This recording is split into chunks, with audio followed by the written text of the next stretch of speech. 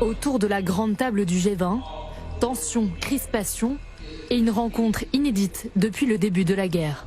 Sergueï Lavrov et son homologue américain Antony Blinken se sont entretenus pendant une dizaine de minutes.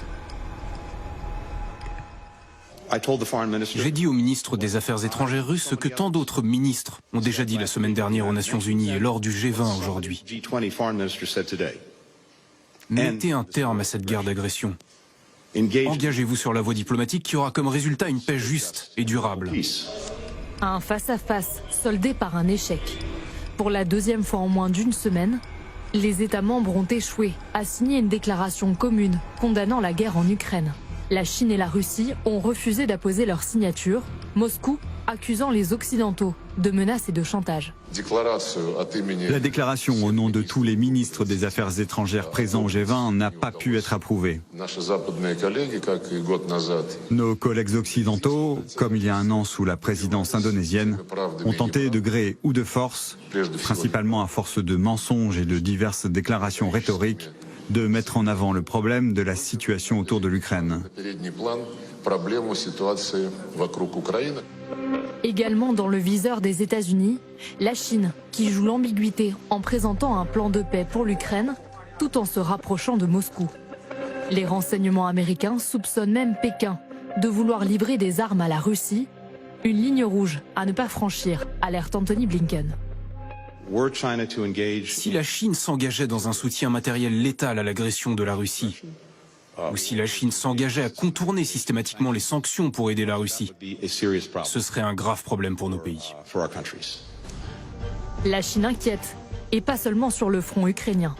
Elle est pointée du doigt par une alliance stratégique unissant États-Unis, Japon, Inde et Australie.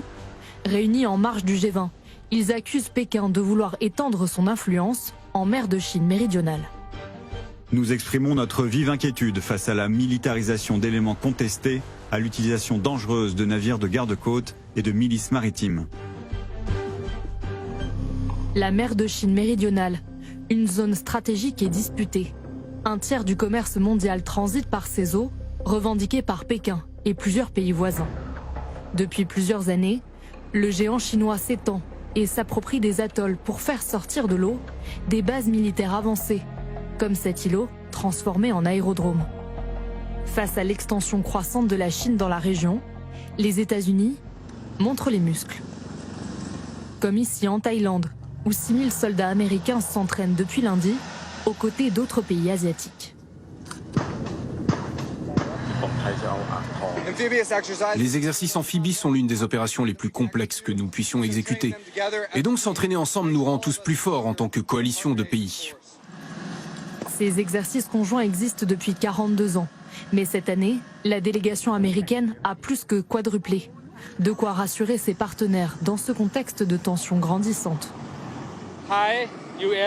La Thaïlande, les États-Unis et la Corée du Sud, nous avons une bonne coopération dans la région. En cas de tension dans la région, nous nous connaissons et nous pouvons coopérer avec les forces en présence. Les États-Unis renforcent également leur ancrage militaire en ouvrant de nouvelles bases aux Philippines, de quoi se tenir prêt à défendre Taïwan en cas de conflit avec la Chine.